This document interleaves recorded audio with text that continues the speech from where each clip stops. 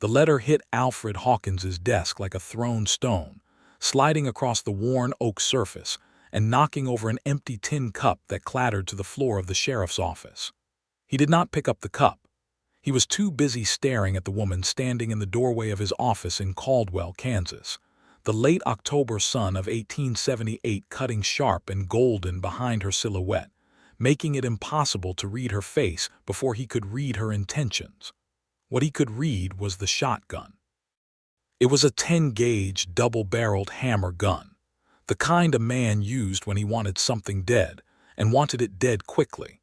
And she held it not with the trembling uncertainty of someone who had borrowed it from a neighbor, but with the practiced ease of someone who had been carrying it long enough that her hand had learned its weight the way a hand learns a familiar doorknob. The barrel was pointed at the ceiling, which Alfred chose to interpret as a gesture of goodwill, but her finger was inside the guard, which he chose to interpret as a warning. "You are Alfred Hawkins," she said. It was not a question. Her voice was low and steady, the kind of voice that had been trained not to shake, and Alfred, who had spent 11 years reading danger in the voices and faces of outlaws and desperate men, recognized immediately that whatever danger lived in this woman was not the reckless kind. It was the kind born of calculation, of a hidden motive that had been nursed over distance and time until it had sharpened itself into something lethal. "Last time I checked," he said, she walked in. She set the shotgun against the wall beside the door, within reach but no longer in hand, and she picked up the letter from his desk and held it out to him between two fingers. Her eyes were the pale, extraordinary green of Shallow Creek water over white limestone, and they did not waver. "My name is Hazel Fairchild," she said. "That is a letter of introduction from Judge Clement Fairchild of St. Louis, who is my father, who is dead." Alfred took the letter. "I am sorry about your father," he said, which he meant. "Do not be sorry yet," she said. "Read the letter first, then decide what you are sorry about." He read it. And by the time he reached the final line, where Judge Clement Fairchild, in handwriting that trembled with old age or illness or both, had written the words that would change everything Alfred Hawkins had believed about the last 3 years of his life, Alfred understood why she had come carrying a shotgun. He was only surprised she had not come with something larger. He set the letter down very carefully. He looked up at Hazel Fairchild. He said, "How long have you known?" And she said, "Long enough." That was the moment everything began to unravel, and Alfred Hawkins, who had survived Apache raids and cattle stampedes, and 3 separate attempts on his life by men who had made careers of killing, understood with absolute certainty that this woman standing in his office with her green eyes and her letter and her loaded shotgun was the most dangerous thing that had ever walked through his door. He was right. He just had not understood yet that the danger she represented was not the kind that ended lives. It was the kind that remade them. 3 weeks earlier, Hazel Fairchild had been standing in her father's study in the tall, narrow house on Euclid Avenue in St. Louis, Missouri, watching him sign papers with a hand that shook so badly the signature looked like a seismic record. Clement Fairchild had been a federal circuit judge for 22 years, a man whose reputation for incorruptibility had made him beloved by some and a target by others, and at the age of 67, he was dying of a cancer that had started in his stomach and spread with the patient cruelty of a thing that has nowhere better to be. "Sit down, Hazel," he said. She sat. He did not speak for a long time. The fire in the grate popped and settled. Outside, St. Louis rattled and clanged with the noise of a city that was forever in the process of becoming something larger than it already was. Hazel waited, because she had learned patience from her father, and she had learned that silence from a man like Clement Fairchild always preceded something important. "I have a confession to make," he said finally. Hazel was 26 years old, and she had grown up in a house built on the principle that honesty was the architecture of a civilized life. She had never known her father to lie. She had never, in 26 years, heard him use the word confession about anything that was not a legal document. "Tell me," she said. He told her. It took 40 minutes, and by the end of it Hazel's hands were very still in her lap, which was the way she held herself when her emotions had exceeded what her face could safely contain. She was not a woman who cried easily. She was a woman who had been raised by a widowed judge who treated her like the son he had never had and the intellectual equal he had always wanted, and she had learned to process catastrophe the way her father processed precedent, methodically, completely, with every variable accounted for before a decision was made. The confession was this. 3 years ago, in 1875, her father had presided over a land fraud case in the federal district court. The case involved a man named Warren Cade, who had systematically forged land deeds and swindled settlers out of 40,000 acres of Kansas territory. The case against Cade had been built by a deputy marshal named Alfred Hawkins, who had spent 18 months gathering evidence, tracking witnesses, and building what her father described as one of the most thorough and compelling cases he had seen in 2 decades on the bench. Cade had been found guilty. He had been sentenced to 12 years in the federal penitentiary. 2 months after the verdict, Warren Cade's brother, a man named Douglas Cade, had come to see Clement Fairchild. Douglas Cade was not a criminal. He was, in fact, a relatively successful cattleman in Wichita, and what he brought with him was not a bribe or a threat but something that had stopped Clement Fairchild cold. Evidence that Alfred Hawkins had fabricated a portion of the witness testimony. Not all of it. The land fraud had been real. Warren Cade was genuinely guilty. But 2 of the 7 witnesses Alfred Hawkins had presented had been coerced, their statements shaped by pressure and implication into something that technically constituted perjury. Clement Fairchild had sat with that knowledge for 3 weeks. He had verified it privately. He had confirmed that, yes, Alfred Hawkins had bent the law to break Warren Cade, had traded the purity of the process for the certainty of the outcome, had decided that a guilty man going free was a worse injustice than a conviction built on a partially compromised foundation. And then Clement Fairchild, the incorruptible judge, had buried it. He had told himself that Cade was guilty anyway. He had told himself that exposing the irregularity would only free a genuine criminal and destroy a deputy marshal who had otherwise served honorably. He had told himself a great many things in the 3 years since, and none of them had been enough. He had written a full account of what he knew and sealed it in an envelope addressed to Hazel to be opened upon his death. He had also written a second letter, the letter of introduction, which named Hazel as his authorized representative and requested that Alfred Hawkins cooperate with her inquiry. He had not, Hazel noted, written a letter to anyone with the actual authority to reopen the case. He had not written to the federal marshal's office. He had not written to the attorney general.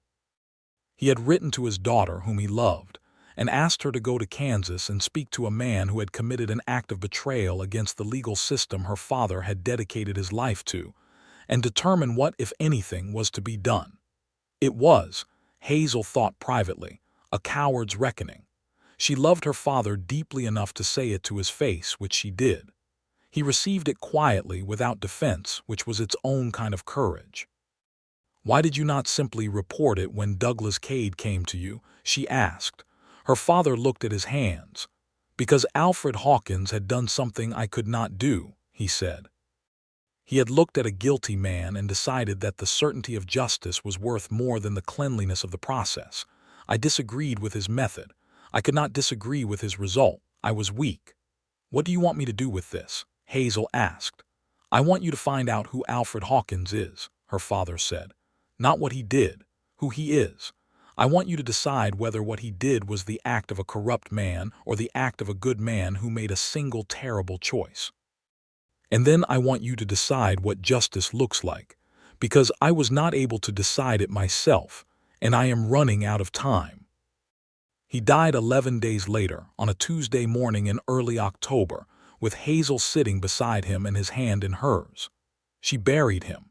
She settled the estate. She found the shotgun in his desk drawer, a 10-gauge he had kept since his years as a circuit rider traveling dangerous territories, and she had packed it in her trunk along with 3 dresses, her father's sealed account, the letter of introduction, and a train ticket to Wichita with a connecting stage to Caldwell. She had not packed the shotgun because she intended to shoot Alfred Hawkins. She had packed it because she was a woman traveling alone to a cattle town on the edge of Indian Territory, and she was not a fool. The stage from Wichita to Caldwell was 6 hours of teeth-rattling misery on a road that used the term loosely, and Hazel spent it sitting between a grain merchant who smelled of tobacco and a silent young woman clutching a carpet bag who turned out to be, as Hazel discovered when they arrived, a schoolteacher newly contracted to teach in Caldwell's recently established school. Her name was Clara Bright, and she was from Ohio, and she and Hazel exchanged the particular look of 2 women who have found themselves in a landscape entirely indifferent to their presence. "Do you know where I might find the sheriff's office?" Hazel asked the stage driver as he helped her down. He pointed. The office was a low adobe and timber building on the main street, its door open to the afternoon, a hand-painted sign above the lintel that read Sheriff, SUMNER County. Hazel adjusted her coat, picked up her bag, and went to see what kind of man Alfred Hawkins was. She found out a great deal more than she had expected. He was taller than she had imagined, though she could not have explained why she had imagined anything in particular. He had the kind of face that had been weathered into character rather than beauty, a strong jaw shadowed with several days of beard, dark eyes that were quick and assessing, a mouth that was set with the faint downward tension of a man who has been responsible for other people's safety for a long time and has not found it an easy responsibility. He was 32 years old, she would learn later, which meant he had been 29 when he built the case against Warren Cade. He read her father's letter standing behind his desk, and she watched him read it, and she watched the moment when he reached the part she knew was important. His expression did not change exactly, but something behind his eyes shifted, the way a lamp flame shifts when a door opens somewhere else in a house. He set the letter down. He looked at her. He said, "How long have you known?" And she said, "Long enough." The silence that followed was not uncomfortable. It was the kind of silence that 2 intelligent people use to assess each other carefully, and they both used it fully. "Your father is dead," he said. It was not quite a question. "He died on October 9th, she said. "He left me with the task of determining what to do with what he knew. And what he knew," Alfred said, "is that I suborned 2 witnesses." "Yes. And you are here because my father asked me to find out who you are," she said. "He had a theory that you were a good man who made a terrible choice. I have not yet determined whether I agree with him." Alfred sat down slowly. He looked at the letter for a moment, then at her, then at the shotgun leaning against the wall, and something happened at the corner of his mouth that was almost, not quite, a smile. "You brought a shotgun," he said. "I traveled alone through open territory," she said. It seemed prudent. "It did," he said. "What kind is it?" 10-gauge double barrel. It was my father's." He nodded, and she saw in his expression something she had not expected, genuine, undisguised approval. Not the patronizing approval of a man who is surprised that a woman knows the difference between a firearm and a flower arrangement. It was the approval of a person who respected practical intelligence. "Good choice for open country," he said. "Are you staying in Caldwell?" "That depends on what you tell me," she said. He told her everything. It took longer than her father's confession had, not because there was more to tell, but because Alfred Hawkins was the kind of man who believed that context was inseparable from truth. And so he began not at the moment he had pressured the 2 witnesses, but at the beginning of the case, 3.5 years before, when a woman named Ruth Donner had walked into the federal marshal's office in Wichita with her husband's land deed in one hand, and a forgery comparison she had worked out herself in the other. Ruth Donner's husband had died the previous winter, and she had discovered in settling his estate that the deed to their 160 acres of homestead land bore a notarial seal that did not match any notary registered in the territory.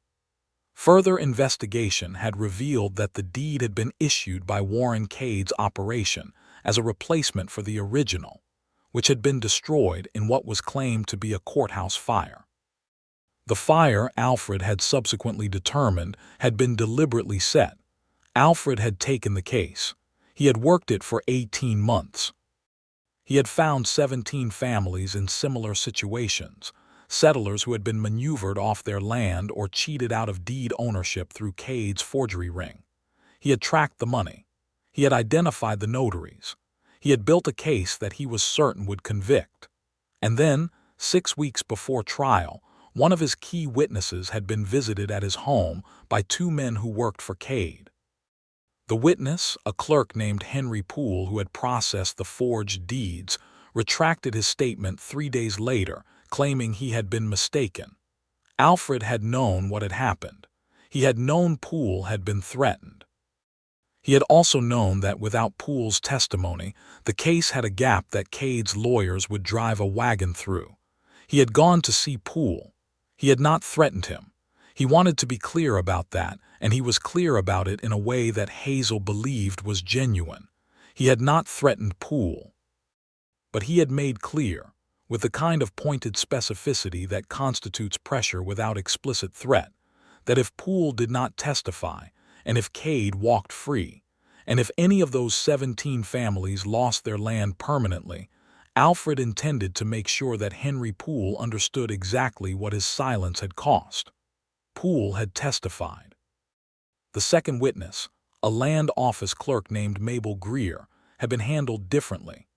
Mabel Greer was genuinely confused about certain details of the dates on documents she had processed, and Alfred had, in his preparation sessions with her, guided her toward a certainty she had not quite possessed naturally, not fabricated it, not invented testimony, but shaped it, shaded it, pressed it into sharper definition than the truth quite supported.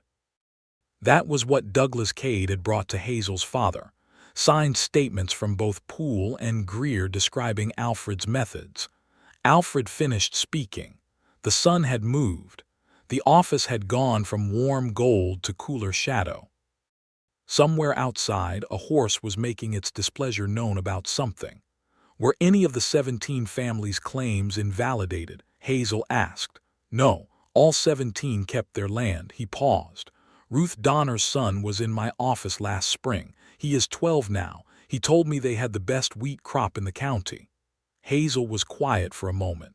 She looked at her hands, then at his face, then at the letter. My father's sealed account describes your methods as an act of betrayal against the institution of the law, she said. He was right, Alfred said. He also says he believes you are a good man. She looked up. He was less certain about that. He was wise to be uncertain, Alfred said. There was a pause. I am going to stay in Caldwell for a time, Hazel said.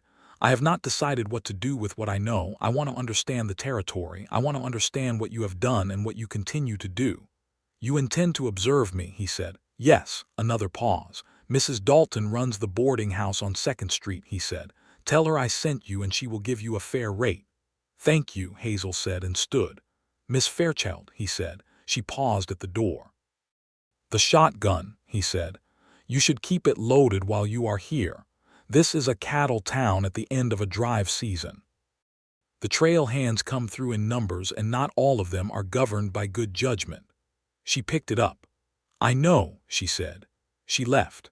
Alfred Hawkins sat in his office for a long time after she was gone, looking at the letter, and then at the empty tin cup still on the floor from where it had fallen, and then out the window at the street where Caldwell, Kansas, went about its loud and dusty business. He was aware of something shifting inside his chest, a sensation he identified after some consideration as equal parts dread, and something else he was not yet ready to name. He picked up the tin cup. He set it back on the desk. He went out to do his rounds. Caldwell in October of 1878 was a town in transition. It sat at the edge of the Kishom Trail's southern terminus, a stopping point and resupply hub that had grown up fast and rough around the cattle business. And while the worst of the trail season had ended with the October cold, Enough drovers and cattlemen remained to keep the three saloons busy, and Sheriff Alfred Hawkins's nights interesting.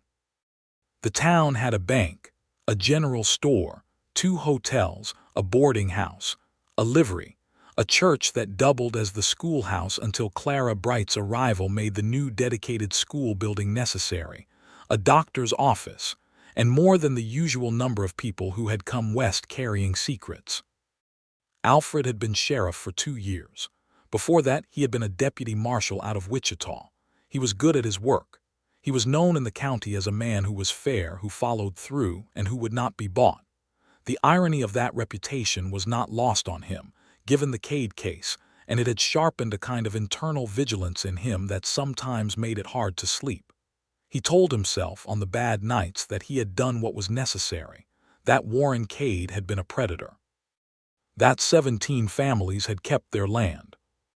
He told himself these things, and they were true, and they were not sufficient, and that insufficient truth was the dark past he carried with the same unremarkable daily endurance with which a man carries an old injury that has healed imperfectly. Hazel Fairchild was settled at Mrs. Dalton's boarding house by the time Alfred came down 2nd Street on his evening rounds. He could see lamplight in the upper window that Mrs. Dalton had designated for female guests, and he found himself looking at it for longer than was warranted before making himself move on. She was trouble, he thought, not in the simple sense, in the complex sense. In the sense that she had arrived carrying the one piece of his history that could genuinely undo him, and she had arrived carrying it in the hands of a woman who was clearly both principled and intelligent, which was a worse combination than principled and foolish or intelligent and unprincipled, because the latter too could be managed. She stayed. It was supposed to be a week. It became 2. It became a month. It became, without either of them planning it, something else entirely. The first thing Hazel did in Caldwell, after settling her room and writing 3 letters to St. Louis to address various matters of her father's estate, was visit the county land records office. She wanted to see for herself the documentation of the 17 land claims that had been central to the Cade case.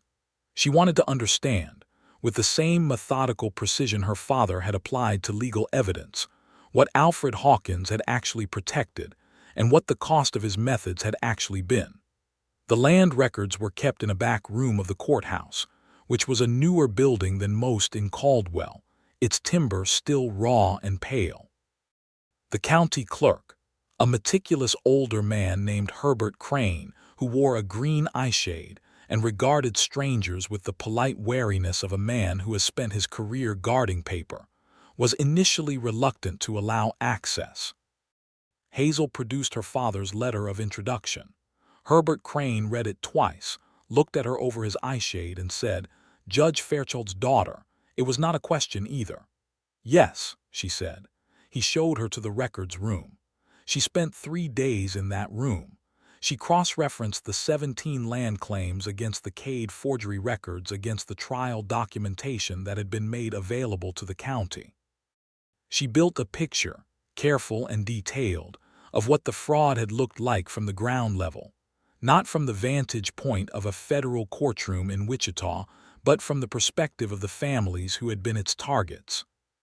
On the 3rd afternoon, she was sitting in the records room with lamplight and a stack of folios when she heard a knock at the doorframe. Alfred Hawkins was leaning against it, his hat in his hand, looking at the stacks of documents surrounding her with an expression she could not immediately classify. "Herbert Crane told me you had been in here 3 days, he said. "I am thorough," she said. "I see that." He came in and looked at the documents she had organized on the table. He was quiet for a moment. "What are you finding?" "That you chose your target carefully," she said. "Warren Cade was not a man who made mistakes." There were a dozen places in this record where a less thorough investigator would have been unable to make a case at all. "That does not excuse what I did." "No," she agreed. "It explains why you felt you had no choice. There is a difference." He pulled out the chair across from her and sat down, which was not something she had expected. He set his hat on the corner of the table. "My father thought those were the same thing," she said.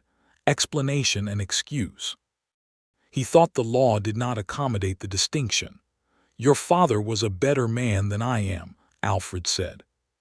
"He was a man who buried information he should have reported because he was not strong enough to make a hard decision," she said, and there was no cruelty in her voice. It was simply accurate. "He was not better than you. He was different.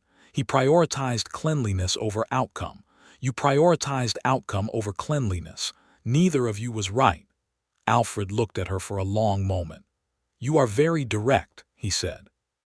"I was raised by a federal judge who believed that clarity of language was the first obligation of any person engaged in the pursuit of justice," she said. It stuck. The corner of his mouth moved again. This time she decided it was definitely a smile. "Have you eaten?" He said. She looked up from the documents.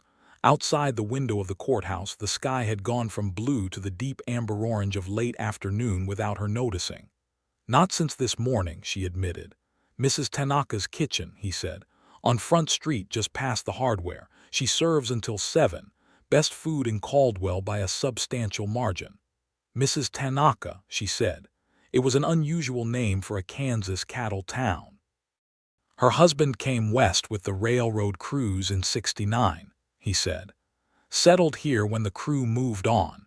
He runs the livery. She started feeding people about 3 years ago because the cooking at the hotel was making everyone miserable. She is the most competent person in this town." He paused. "Present company's research skills potentially accepted." Hazel almost smiled. "I will find it," she said. "I was going to eat as well," he said, in a careful, neutral way that was clearly leaving room for either interpretation, and she recognized the courtesy of it. "Then you may as well show me where it is," she said. Mrs. Tanaka's kitchen was a revelation. It occupied the ground floor of a 2-story frame building, and smelled of things Hazel could not entirely identify but found deeply appealing. The proprietress herself was a small, efficient woman in her 50s who took one look at Hazel and one look at Alfred, and served them at the corner table without being asked, bringing rice and a beef stew with ginger and dried chilies that was entirely unlike anything Hazel had eaten in St. Louis. She ate most of it. Alfred ate all of his and looked considerably more at ease than he had in his office. They talked. First about the food, which was a safe subject, and then about the town, which was a slightly less safe subject because it led to questions about why Alfred had settled in Caldwell specifically, which led to the story of the Cade case, which they had already discussed in his office, but which now in this context, over food in lamplight, with Mrs. Tanaka moving quietly in the background and the sounds of the street coming muted through the window, felt different. More honest somehow. Less adversarial. "I grew up in Ohio," he said. "Columbus. My father was a clockmaker." She had not expected that. "You went west young," she said. 18, he said. "After the war." "My brother went east to find work. I went west because west seemed like a place where what had happened during the war had not happened yet, and I wanted to be somewhere that felt like a beginning rather than an aftermath." "You served," she said. "I was 15 when it started. Too young to enlist properly, but not too young to run dispatches for 2 years, which I managed to do before being shot in the left shoulder at Chickamauga in '63. "You were shot at 15, she said. 16 by then, he said. "I healed. It was not a serious wound. The war was serious. The wound was merely inconvenient." She studied him across the table. He had a way of describing his own experiences with a dryness that was not deflection exactly, but more like a long-practiced recalibration of scale, a way of measuring things against what he had seen at 16 and finding most things smaller by comparison. "My father was on the bench during the war," she said. "He processed conscription cases and desertion appeals. He said it was the hardest 4 years of his professional life." "I believe that," Alfred said. "He tried to be fair," she said. "I think that is what drove him to bury what he knew about you. He could not find a fair resolution, so he found no resolution at all." There was a pause. "What are you going to do?" Alfred asked. Not anxiously, directly, the way she asked direct questions. "I do not know yet," she said honestly. "I think I will know when I finish looking at the records. And if you decide to report it to the marshal's office or the attorney general, "Then I will," she said. "I told my father I would determine what justice looks like. If that means ending your career, I will not pretend it does not." He looked at her steadily. "I would not expect you to," he said. She admired him for that. She did not say so, but she noted it the way she noted things in the records room, carefully for later consideration. The walk back to 2nd Street was quiet and cool, the October night carrying the particular clarity of High Plains autumn, stars overhead in numbers that still surprised her after a lifetime of city skies. Alfred walked with her to the door of Mrs. Dalton's boarding house, which was entirely proper, and they stood for a moment at the foot of the steps. "Good night, Miss Fairchild," he said. "Good night, Sheriff Hawkins," she said. She went inside. She did not look back from the stairs. She looked back from the landing. He was still at the foot of the steps, hat in hand, looking up. When she appeared at the landing, he quickly looked away, and Hazel Fairchild went to her room carrying something warm and complicated in her chest and stood at her window for a long time, looking at the stars, before she was able to concentrate sufficiently to write in her journal.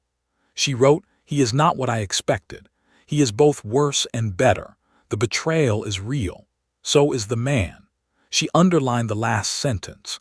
Then she closed the journal and went asleep. The following weeks moved with the particular quality of time that is both fast and dense, the way time moves when everything that happens seems to matter more than usual. Hazel continued her work in the records room. She also, because she was not able to spend 14 hours a day on documents without losing her mind entirely, began to know the town. She met Clara Bright, the schoolteacher, over breakfast at Mrs. Dalton's table and found her both intelligent and funny in a quiet, observational way that Hazel appreciated. Clara had been hired to teach the 14 children currently enrolled in Caldwell's school, ranging in age from 6 to 13, and was discovering that teaching on the frontier had a number of variables that the Ohio Normal School had not addressed in its curriculum. "Yesterday," Clara told her over coffee, "2 of my older boys arrived with a live coyote pup they had found, which they expected to keep in the classroom as what they described as a science project. I confiscated it. I have no idea what to do with a coyote pup." "Mrs. Tanaka," Hazel said. Clara blinked.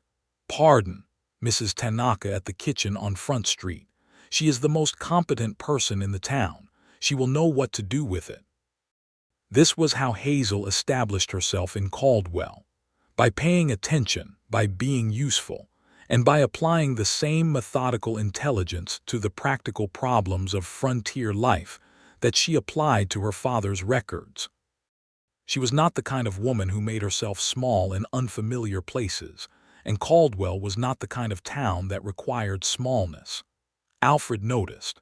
She could see that he noticed, in the way he began to greet her differently, with a warmth that had not been there the first day, in the way he sought her out not always with purpose but sometimes, she thought, simply because she was there and the conversation was worth having.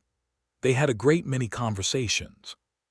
About the law, which was their shared obsession and shared inheritance. About the territory, which Alfred knew and she was learning.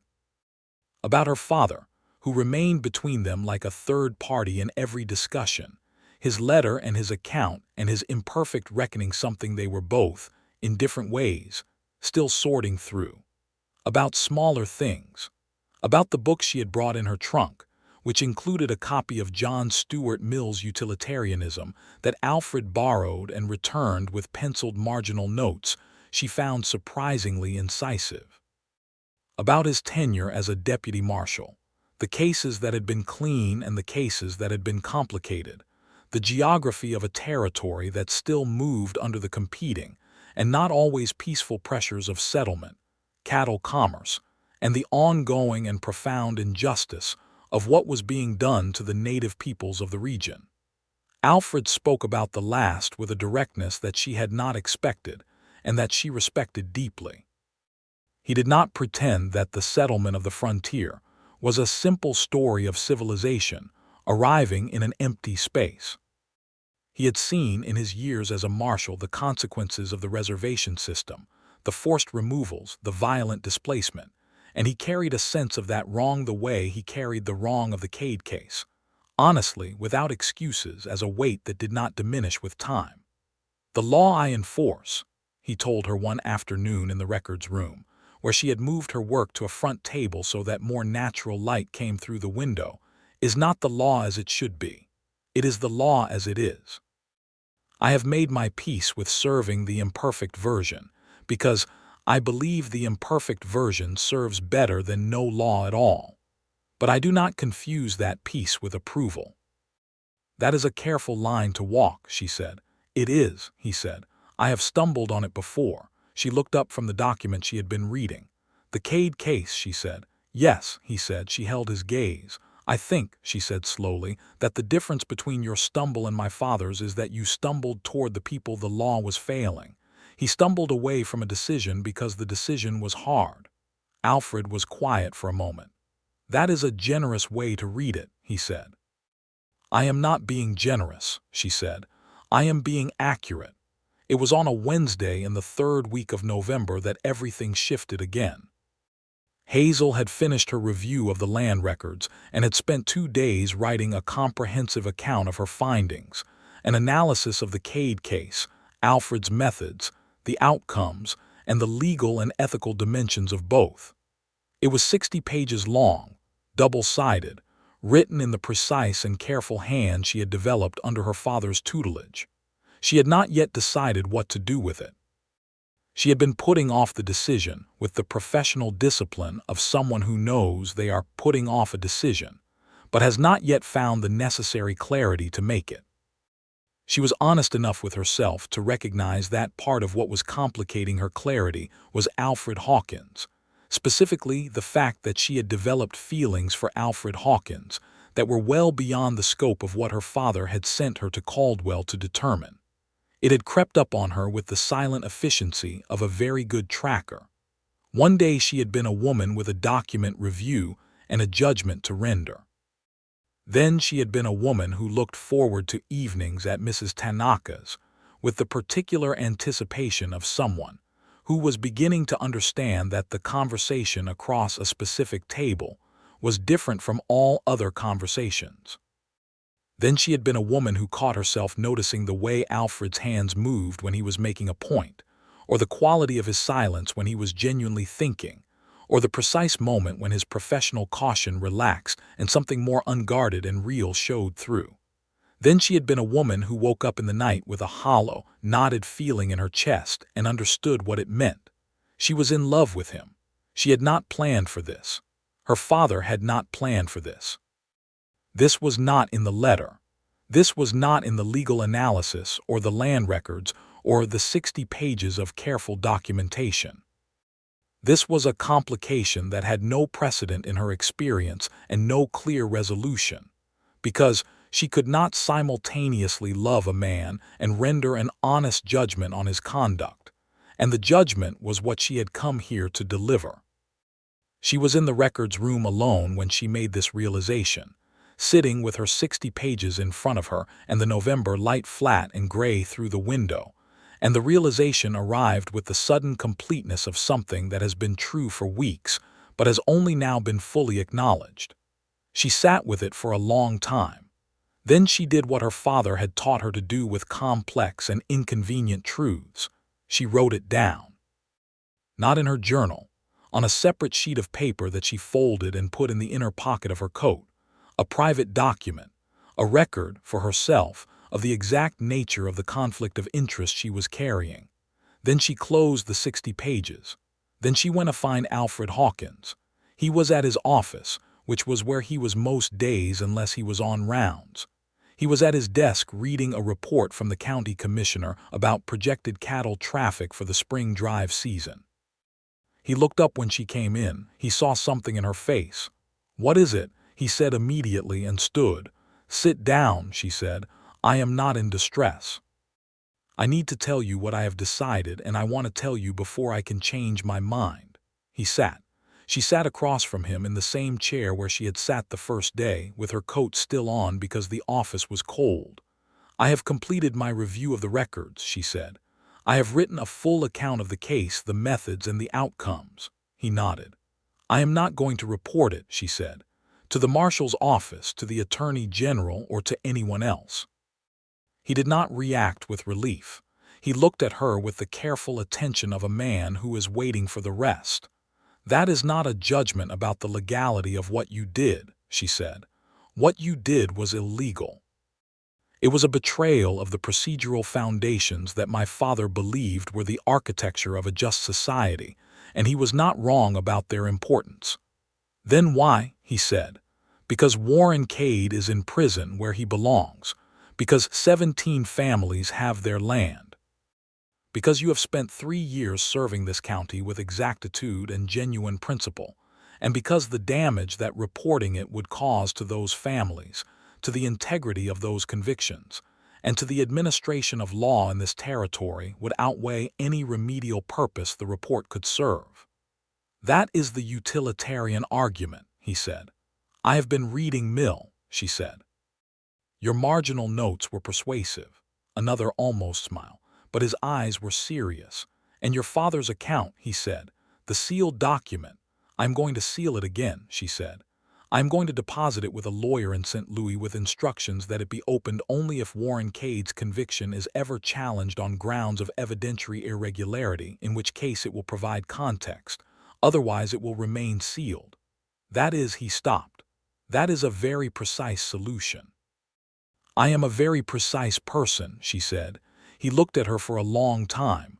The flat November light came through the window and sat on the desk between them. "Miss Fairchild," he said carefully, "what you have done here is significant. You came here with the ability to end my career and the willingness to do it if you determined it was right. That you have determined differently does not mean I am not in your debt." "You are not in my debt," she said. "I made a legal and ethical determination. That is all." "It is not all," he said. The way he said it stopped her. She looked up. His expression had changed. The professional caution was still there, but underneath it, or through it, something else was visible that had not been visible before. Something that matched what she had been carrying in the inner pocket of her coat for the past 3 days. "No," she said, after a moment. "Perhaps it is not all." The silence that followed was not the analytical silence of their discussions in the records room or the careful silence of two principled people navigating a difficult subject. It was a different kind of silence. The kind that happens when two people are standing at the edge of something and are both aware of it and neither of them knows quite how to step off. Alfred was the one who moved. Not dramatically. Not with the narrative sweep of a man in a novel. He stood up from behind the desk and came around it, and he stood in front of her and he said, "Hazel." It was the first time he had used her name. She stood up.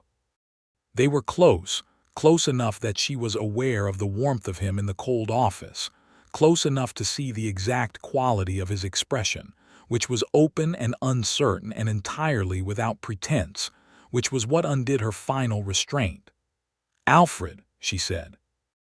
And then, because they were both people who had spent their lives being careful and deliberate and precise, and because they were both people who were, in this particular moment, done with being careful, she reached up and put her hand against his jaw, and he put his hand over hers, and they stood like that for a moment that felt much longer than it was.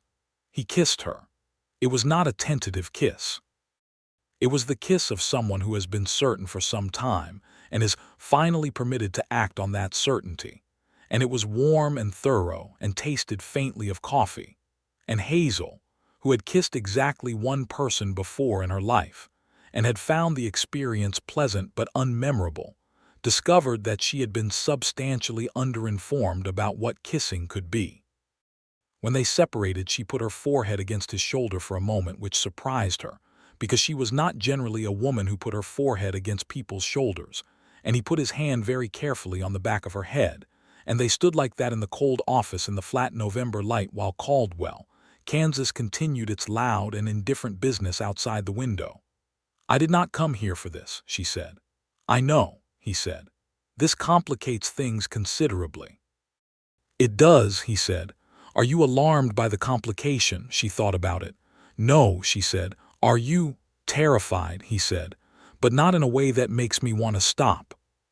She almost laughed, and she had not almost laughed in some time, and the sensation was unexpectedly welcome. The weeks that followed had a different quality. They were still careful people, and they moved carefully, because Hazel was a woman of principle and Alfred was a man who understood the value of doing things properly, and neither of them was interested in the kind of carelessness that made things small. But they moved toward each other with a steady purposefulness that had the quality of a decision rather than an accident. They had dinner at Mrs. Tanaka's most evenings. They walked the town after dark, which Alfred did anyway as part of his rounds, and which Hazel joined because she was interested in the town, and because she was interested in Alfred's knowledge of it. He showed her the geography of Caldwell, the way a person shows a place to someone they expect to be part of it, pointing out the history of individual buildings, the complicated social dynamics of a cattle town poised between wilderness and civilization, the ways in which the official law of his office intersected and sometimes conflicted with the informal systems of order that communities develop on their own. She told him about St. Louis, about growing up in a house full of legal books and visiting lawyers, and the particular education of being the daughter of a judge who did not distinguish between his daughter's mind and a son's mind when it came to the law, who had taught her to read precedent and weigh evidence and consider competing principles before she was 10 years old. "Did you ever consider reading law yourself?" he asked. "I considered nothing else from the time I was 12, she said. "My father supported the aspiration and the reading. The bar did not support the practice." Alfred said nothing for a moment. They were walking along the edge of the creek south of town, where the cottonwoods had lost most of their leaves and stood silver-gray in the cold. "For what it is worth," he said, "watching you work through the records, the way you construct an argument, the way you apply principle to evidence, you are a better lawyer than most of the lawyers I have dealt with in my career." "That is either a high compliment or a very low bar," she said. "Both, probably," he said. "The frontier bar is not uniformly distinguished." She smiled. It happened more easily now. He had noticed that about her, that she had arrived with a kind of careful emotional restraint and had, week by week, allowed something less contained to show. It made her face different, not softer exactly, but more fully itself, the way a room looks when a window is opened. He was falling in love with her in the way that serious people fall in love, completely and with full awareness of what they are doing, without the ability to stop and no longer wanting to. He had a conversation with Mrs. Dalton one morning in early December, which was not about Hazel specifically, but which was very much about Hazel. Mrs.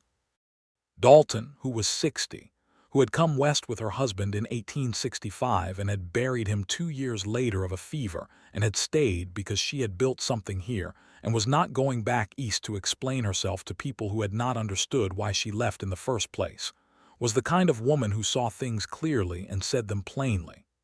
"She is remarkable," Mrs. Dalton said, refilling Alfred's coffee without being asked. "She is also not going to stay in a boarding house indefinitely. You know that." "I know that," Alfred said. "She needs a reason to stay," Mrs. Dalton said, "or she will do the responsible thing and go back to St. Louis to manage her father's estate and her own future." "I am aware," Alfred said. "Are you going to give her a reason?" Alfred looked at his coffee. "I am trying to determine," he said carefully, "whether I am enough of a reason." Mrs. Dalton put down the coffee pot. "That," she said, "is the most foolish thing I have heard you say in 2 years of acquaintance, and I have heard you say some foolish things." Alfred went to see a man named Cyrus Webb, who was Caldwell's one attorney, that same afternoon. He was not going to see Cyrus Webb about legal matters. He was going to see Cyrus Webb because Cyrus Webb's wife had died 2 years prior, and he had managed, in his grief and reorganization, to misplace a very specific item that Cyrus's daughter had asked Alfred to hold for safekeeping. A small ring set with garnets that had belonged to Cyrus's wife's mother, and which had been made in Germany in approximately 1840. Cyrus had come to Alfred 3 months ago with a sheepish and complicated story about a safe he could no longer open, and Alfred had retrieved the ring and had it in his desk drawer ever since, waiting for Cyrus to come and collect it. Alfred did not ask Cyrus to give him the ring. He asked Cyrus whether he knew a jeweler in Wichita. Cyrus, who was observant in the way that small-town lawyers develop as an occupational necessity, said yes, he knew a jeweler in Wichita. He gave Alfred a name and an address. He did not ask what for. His expression suggested he did not need to. Alfred wrote to the jeweler in Wichita. The jeweler wrote back. Alfred sent money on a Wednesday. On Friday of the following week, a small package arrived at the Caldwell post office that Alfred collected and put in the inside pocket of his coat, where he carried it for 4 days before he decided when. He decided on the evening of December 15th, which was a Sunday, which was cold and clear, with a half-moon rising over the flat horizon of the southern Kansas plain. He had asked Hazel to walk with him before dinner. They walked south of town, as they often did, along the creek, and the bare cottonwoods cast their thin shadows on the frozen ground, and the moonlight was extraordinary. He stopped walking. She stopped beside him and looked at him, and she saw something different in his face, and she waited. He said, "I have been trying to determine what to say, and I have concluded that there is no formulation that is both complete and graceful, so I am going to say it directly." "That is generally the approach I recommend," she said. Her voice was very steady, but her hands were clasped in front of her with a tightness that he noticed. "I love you," he said. "I am not certain when it started. I suspect it was somewhere around the moment you told me that my utilitarian argument was inadequate but my mill annotations were persuasive. I want you to stay in Caldwell. I want you to stay in Caldwell with me. I am asking you to marry me, Hazel, if you are willing." He produced the ring. It was a plain gold band set with a small emerald, not elaborate, not expensive by city standards, but the green of the stone in the moonlight was exactly the green of her eyes, which had been entirely deliberate. She looked at the ring. She looked at him. She said, "I love you too. I have been carrying a written note to that effect in my coat pocket for 3 weeks because I was afraid of what it meant for my objectivity." He almost laughed. "You wrote it down." "I document everything," she said.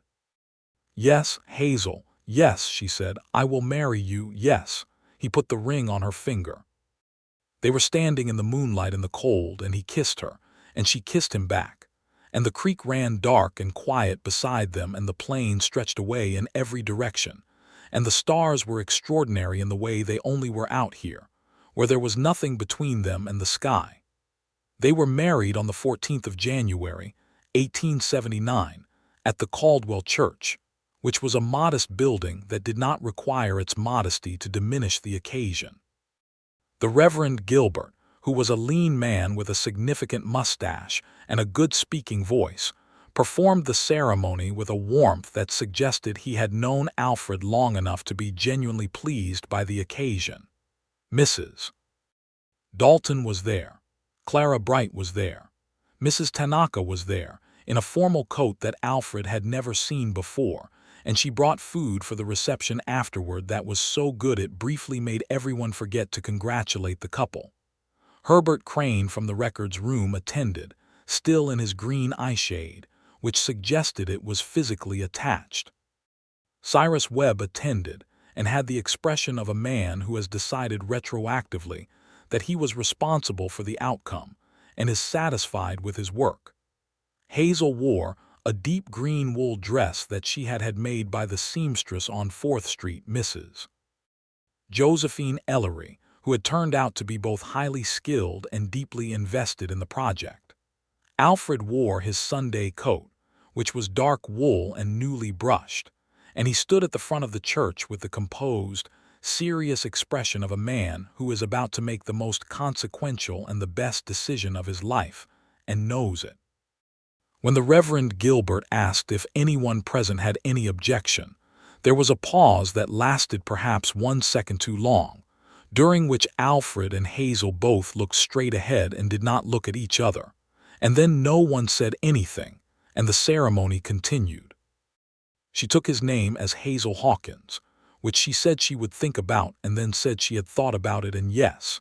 And Alfred thought about the fact that Hazel Hawkins had come west carrying her father's letter and her father's shotgun, and had ended up carrying his name, and found this enormously moving in a way he did not say out loud, but did write down that evening in a letter to his brother in Ohio, who wrote back 3 weeks later saying he was delighted and could he come visit in the spring, which Alfred said yes to. They moved into Alfred's house, which was a larger-than-average frame house on Elm Street that he had built 2 years prior with the somewhat aspirational reasoning that a town required its sheriff to project a certain stability, and which had consequently been several rooms larger than a single man needed. Hazel surveyed it with the same systematic intelligence she brought to everything and reorganized it efficiently, bringing her books and her father's desk chair, and the 10-gauge shotgun, which she put in the front hall closet, loaded, because this was still a cattle town and she was still not a fool. She sent the sealed document, her father's account, to a lawyer in St. Louis named Harrison Dwight, who had been a colleague of her father's, with the sealed instructions she had described to Alfred, open only in the event of a specific legal challenge to Warren Cade's conviction. Harrison Dwight wrote back to confirm receipt and to note that he had heard of Judge Fairchild's passing with great sorrow and wished his daughter well in her new frontier life, a phrase that Hazel read aloud to Alfred with a slight smile. "Frontier life," she said. "That is what it is," Alfred said. "It is not what I expected it to be," she said. "Better or worse," she considered. "Different," she said. "More real, more present, innocent. Louis, I lived in a house full of arguments about justice. Here I live in a place where justice is immediate and imperfect and very close to the ground. Do you miss St. Louis?" She was quiet for a moment, honest in the way she always was. "I miss my father," she said. "I miss the library. I do not miss being someone who lived only in books and principles." He put his arm around her, and she leaned against him, and they sat on the front porch of their house on Elm Street in the February cold, watching the town go about its business. She had established herself in Caldwell with a speed and thoroughness that continued to impress Alfred, who was not easily impressed.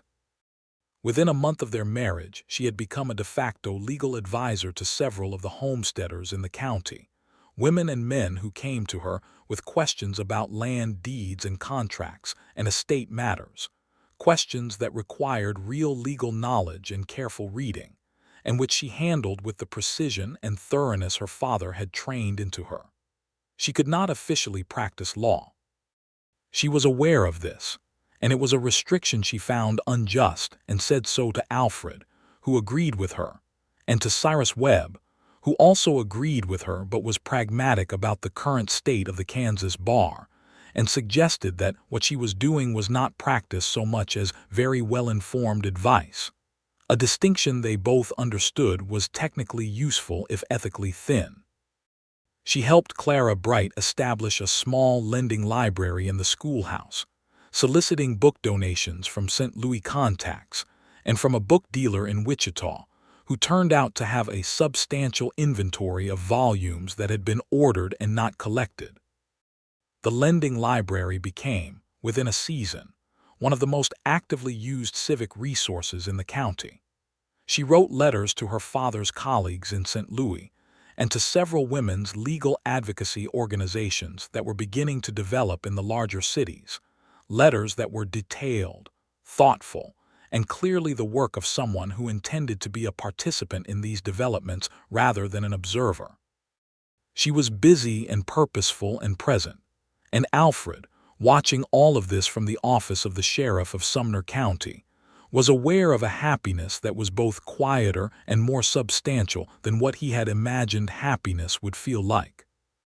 Spring came to the Kansas plain with the particular wild energy of a season that has been waiting a long time. The grasses came up fast and the cottonwoods leafed out along the creek, and the cattle drives began again, which meant Alfred's workload increased substantially, and Hazel found herself occasionally deputized into the role of informal advisor when situations arose that were more complicated than the 2 deputies he could manage. She was good at it. She was calm under pressure. She could read people with accuracy, and she had a way of making men who were inclined toward belligerence reconsider their options that relied not on physical intimidation, but on a precise and pointed analysis of the likely legal consequences of their proposed course of action, delivered in a tone that made the analysis feel somehow inevitable. "You are very good at threatening people without technically threatening them," Alfred said one evening.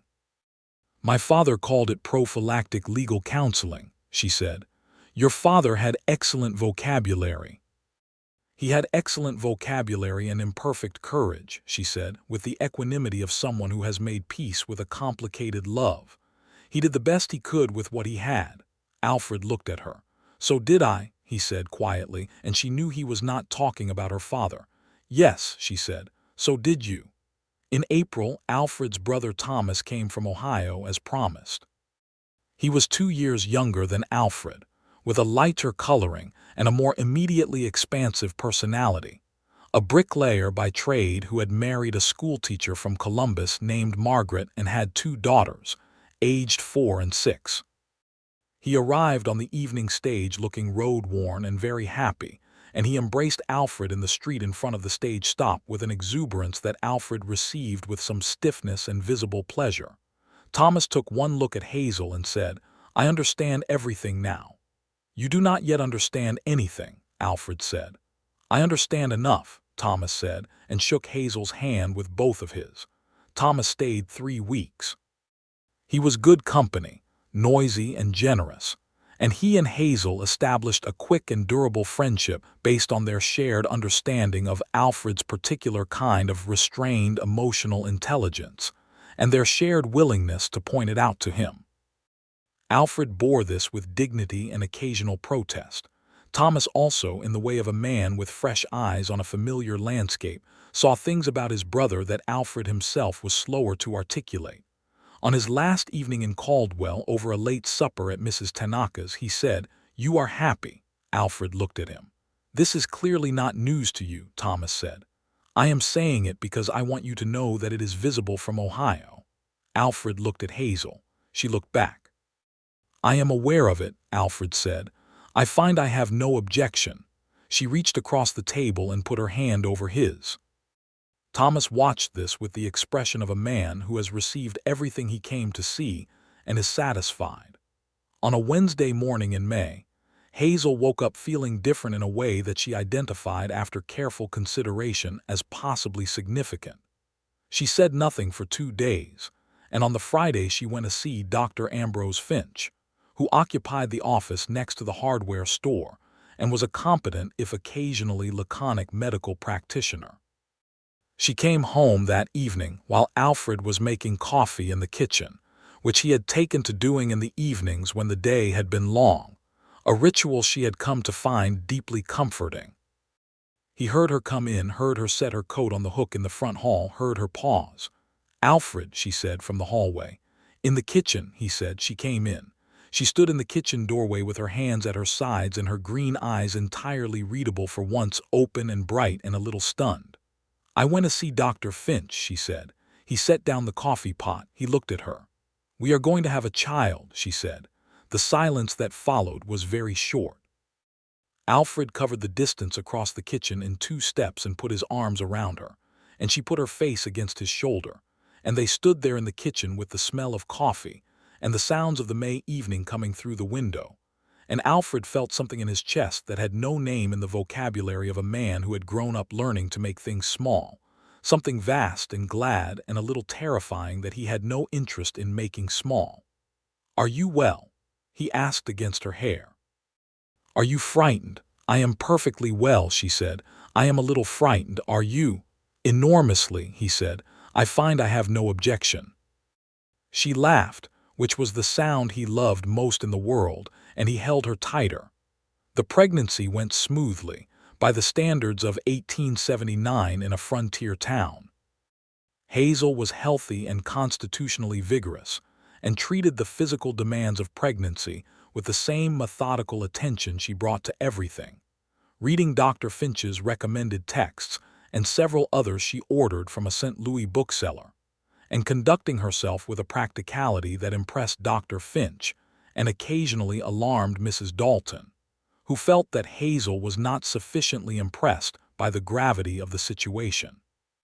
"She is not sufficiently concerned," Mrs. Dalton told Alfred one afternoon. "She is deeply concerned," Alfred said. "She is simply not demonstrative about her concern. It is a family trait." "You are both going to give me a crisis," Mrs. Dalton said. "We will endeavor not to," Alfred said.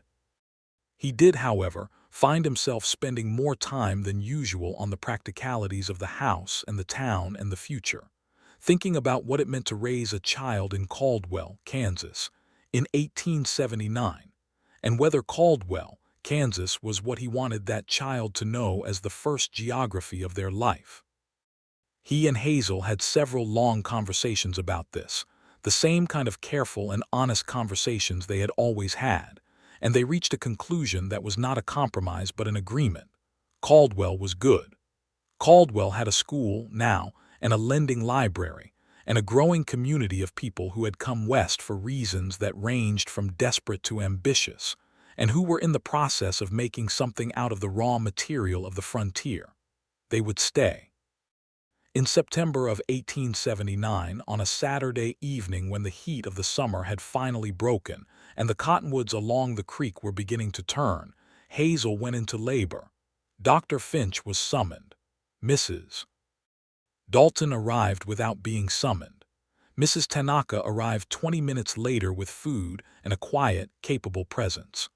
Clara Bright came and sat with Alfred in the front room of the house on Elm Street, which was where he had been relegated, and said very little but was enormously comforting by virtue of being there.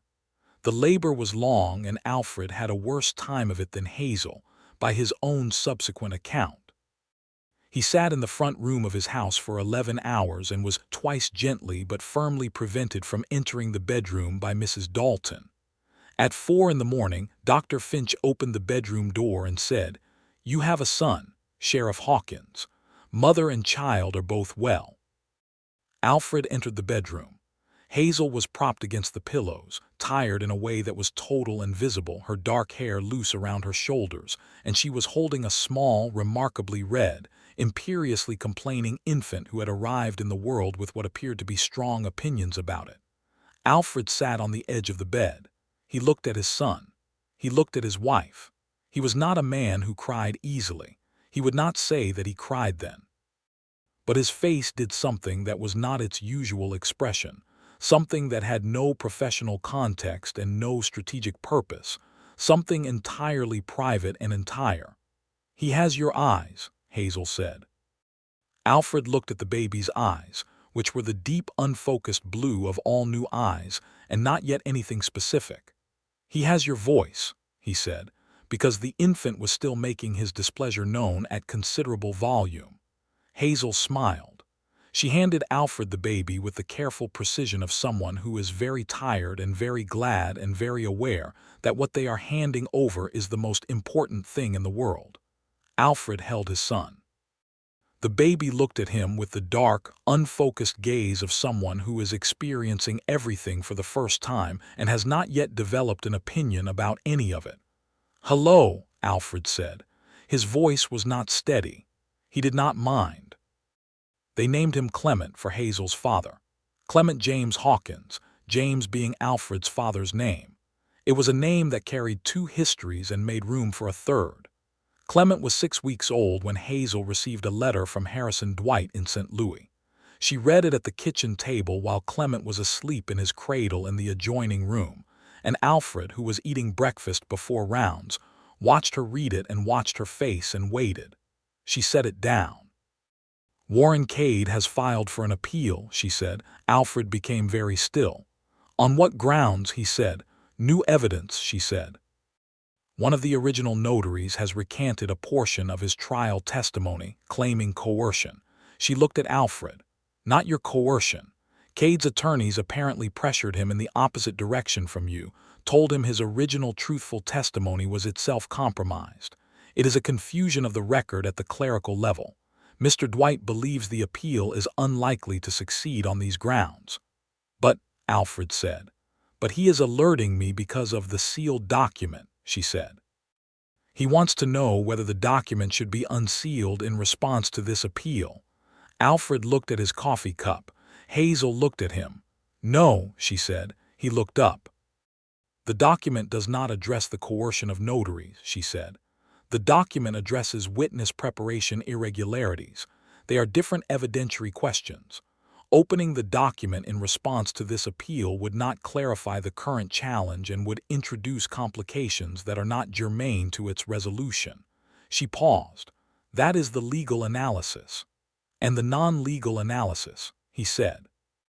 The non-legal analysis is that Warren Cade is guilty, and that this appeal is a desperate maneuver by his attorneys, and that opening the document would harm 17 families and one man who has spent the past 4 years doing his job with genuine principle, and that none of those harms are outweighed by any benefit. She looked at him steadily. I will write to Mr. Dwight and tell him the document remains sealed. Alfred was quiet for a moment. Hazel, he said. Do not thank me, she said. I am making a considered legal judgment. I know you are, he said. I was not going to thank you. I was going to tell you that I love you. She looked at him for a moment. That is acceptable, she said. She wrote to Harrison Dwight. The appeal was subsequently rejected by the Federal Circuit Court on grounds unrelated to any of the issues Alfred had feared. Warren Cade remained in prison. The years that followed had the quality of a life that has found its shape and inhabits it fully. Caldwell grew. The cattle drives continued through the early 1880s and then began to slow as the railroads pushed further south and the trail economics shifted. The town adapted, as frontier towns that survived always did, finding new purpose in agriculture and commerce and community, and Alfred's role in it evolved with the town's evolution. He was re-elected sheriff in 1880, with nearly unanimous support from a county that had watched him serve with consistency and fairness for years. He ran on a platform that included, as a significant plank, the establishment of a proper county court with a resident judge, a position he had discussed extensively with Hazel, and which Hazel had helped him draft the formal proposal for, a proposal that was well received by the county commissioner and submitted to the state legislature in Topeka. The proposal passed in 1882. The resident judge who was subsequently appointed to Sumner County was a man named Robert Caldwell, no relation to the town's founder, who arrived in 1883 and immediately sought Alfred's guidance about the county's legal landscape. Alfred directed him first to the land records and then to his wife. Judge Caldwell, who was a perceptive man, spent an afternoon with Hazel reviewing the county's legal history and came away from it with the expression of someone who has encountered a significantly better mind than they expected to find on a residential street in a small Kansas town. He spoke to Alfred afterward. Your wife, he said, has an exceptional legal mind. I am aware, Alfred said. Has she ever considered, the judge began. She has been unable to practice, Alfred said, with the particular flatness of a man who has discussed this subject thoroughly and has arrived at a settled position of principled frustration.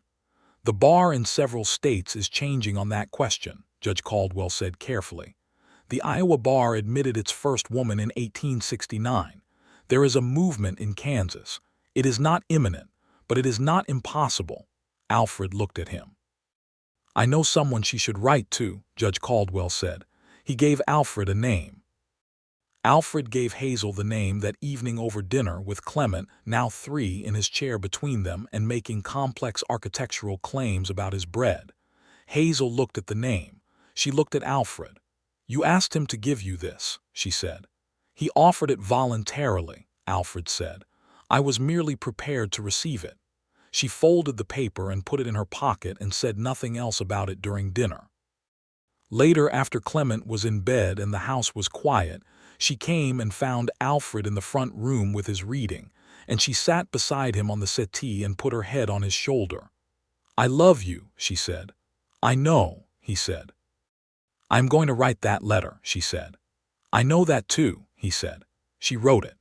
The correspondence that followed was lengthy, substantive, and productive, and while the full realization of Hazel's admission to the Kansas bar was still several years in the future, She was, from 1883 onward, deeply embedded in the networks of women and progressive lawyers who were working to make it possible.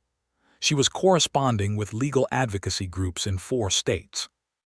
She was advising settlers with an increasing formality and visibility that made the line between advice and practice largely nominal, and which Judge Caldwell, who had the wisdom to recognize that the nominal distinction was both technically necessary and practically insufficient, regarded with deliberate benevolence. In 1884, their second child arrived. A girl this time, which Clement received with the philosophical equanimity of a 4-year-old, who has not yet developed a coherent theory of siblings.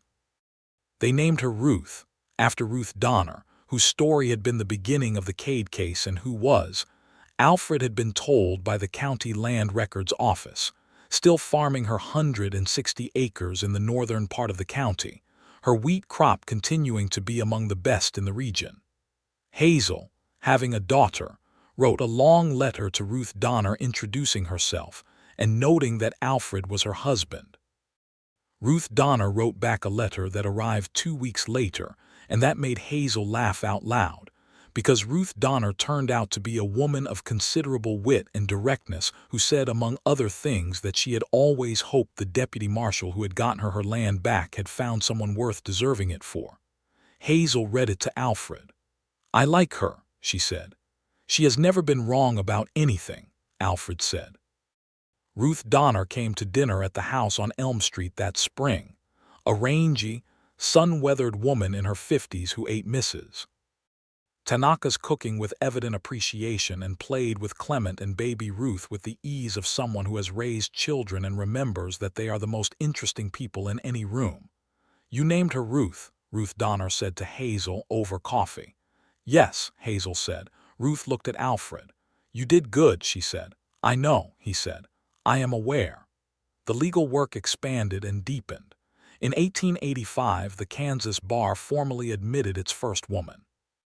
Hazel was not the first, but she was among the earliest, filing her application in the spring of 1886 and receiving her admission in the late fall of that year, a letter that arrived on a Thursday morning and that she carried to Alfred's office and put on his desk without saying anything, because sometimes precision and directness have nothing to say that the document does not say better. He read it. He stood up from behind his desk, the same desk where she had set her father's letter 8 years before, and he came around it, and he put his arms around her. "Counselor Hawkins," he said. "That is an unusual title for a married woman who shares her husband's name," she said against his shoulder. "It is exactly right," he said. She opened her legal office in Caldwell in the spring of 1887, in a room she leased from Cyrus Webb, who had the grace not to be bothered by the competition, and who sent her several clients in the first month because he was retiring partly and wanted to see his cases handled well.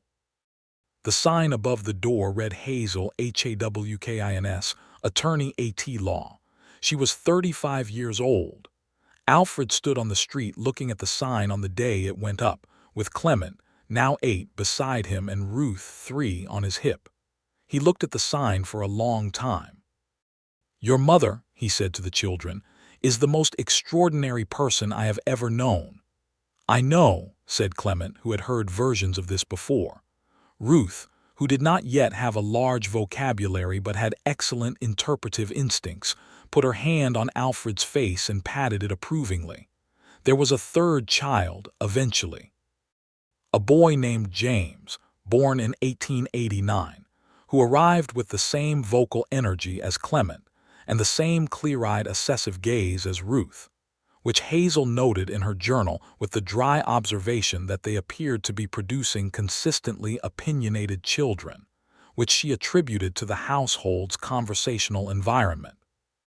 James Alfred Hawkins, who would grow up to become a doctor in Wichita, had no idea in 1889 that his first assessment of the world from his mother's arms would be one of the earliest entries in a distinguished career of observing things carefully and determining what they required. He simply looked at his father with dark, precise eyes and appeared to be reserving judgment. Alfred held him with the ease of a man who has done this before and found it no less extraordinary for the repetition. "Hello, James," he said. "He has my eyes," Hazel said from the pillows. "He has your chin," Alfred said, "and your expression." "What expression?" "The one that means he is gathering information before he commits to an opinion." Hazel almost laughed, in the exhausted way of new mothers at 4 in the morning. "That," she said, "is the correct approach." The years settled into their full shape. Alfred served as sheriff of Sumner County until 1893, when he stepped down in favor of his senior deputy, a capable young man named Edgar Watts, whom he had trained with considerable care over 6 years, and who was, Alfred judged, adequately prepared for the responsibility. He retired from active law enforcement at 47 with the straight back and quiet hands of a man who has done his work and done it honestly, allowing himself the final grace of acknowledging that he had done it mostly honestly, with one exception that had cost him a decade of private accounting, and that he had made whatever peace was available to be made. He and Hazel had a long conversation the evening after his retirement, the kind of conversation they had always had. Careful, honest, complete. "Are you at peace with it?" she asked. She meant the whole of it, the career, the Cade case, the choice he had made, and the choice she had made about it. "I am at something like peace," he said. "It is not absolute. I do not think it is supposed to be absolute." "No," she said. "My father's peace was not absolute either. I think that is the correct conclusion for someone who takes moral reasoning seriously." "He would have liked you enormously," Alfred said. "He would have found me very difficult," she corrected. "He would have found you very difficult and enormously liked you," Alfred said. "Those are not mutually exclusive." She put her hand over his. "What will you do now?" she asked. "I am going to read more Mill," he said. "Finish the Blackstone, help you with the difficult cases, teach Clement to fish, which I have been promising him for 2 years. He paused. "Be here." "That is an excellent plan," she said. The house on Elm Street was fuller than it had ever been in those years, with Clement growing into a serious, thoughtful 15-year-old who helped his mother organize the law office and helped his father build the addition to the back of the house, and Ruth at 9, already reading at a level that alarmed Clara Bright in the best possible way, and James at 4 being a 4-year-old with all the extraordinary and occasionally catastrophic creativity that entailed. Mrs. Tanaka still cooked. Mrs. Dalton, who had announced her retirement from the boarding house in 1890 and had subsequently been incapable of fully retiring from anything, still appeared at the Hawkins table on most Sundays with her observations about the town and her absolute refusal to acknowledge that the world had changed significantly since 1875. Alfred, on the Sunday evenings when the house was full and the table was set, and Hazel was reading something at the far end of the parlor, while Clement argued mathematics with Ruth and James, built something inadvisable out of kindling near the fireplace, sometimes sat with his coffee and his book, and simply looked at all of it for a moment. He thought about a woman who had walked into his office in October of 1878 with a letter in one hand and a loaded shotgun that she held with the ease of someone who had learned its weight, and who had said his name not as a question, but as a fact she had already verified. He thought about a letter from a dying man who had not been brave enough to deliver his own judgment, and had sent his daughter instead, and about how the daughter had been both more and less than what a letter of introduction could contain. He thought about the secrets he had carried, and the secrets she had carried, and the process by which those secrets had been, not erased exactly, but integrated, made part of a shared history that both of them understood completely, and neither of them had to explain or defend to the other, because they had been there together in the room where all of it was laid out, and they had seen each other clearly in that room, and they had decided to build something together out of what they saw. Hazel looked up from her reading. She looked at him across the parlor over the heads of their children, in the warm lamplight of the house on Elm Street in Caldwell, Kansas, in the last good years of the decade. She said nothing. He said nothing. They looked at each other the way people look at each other when everything necessary has already been said, and the present moment is sufficient and complete, when the dark past is past, and the secrets have been spoken, and the forced choices have been accounted for, and what remains is the fullness of a life built together with clear eyes and deliberate hands. He had approved of the letter and the shotgun in those first minutes, and he had been right to, because the woman who had carried them had turned out to be everything he had not known to look for, the precision that matched his own and the principle that exceeded it, and the green eyes that he still, after 15 years, found completely extraordinary in the light of any room. Hazel Fairchild Hawkins set down her book and said, "You are looking at me." "I am," Alfred said. "Is there something you want to say?" "No," he said, "I am simply looking." She considered this. "All right," she said, and picked up her book. James knocked over the kindling structure he had been building, which caused a significant noise and brought both Clement and Ruth into immediate parental authority mode, which caused further noise, which Alfred observed with the expression of a man who has no objection. He drank his coffee. He listened to his family. He looked once more at his wife's face bent over her book in the lamplight. He was, he thought, at something like peace. It was the correct conclusion. Outside the house on Elm Street, Caldwell, Kansas went about its business in the warm September evening of 1893, and the cottonwoods along the creek were beginning to turn gold, and the stars were coming out one by one in the enormous sky, and everything that had been dark had been spoken, and everything that had been hidden had been brought into the light, and the light in the house on Elm Street was warm and steady, and it would remain so.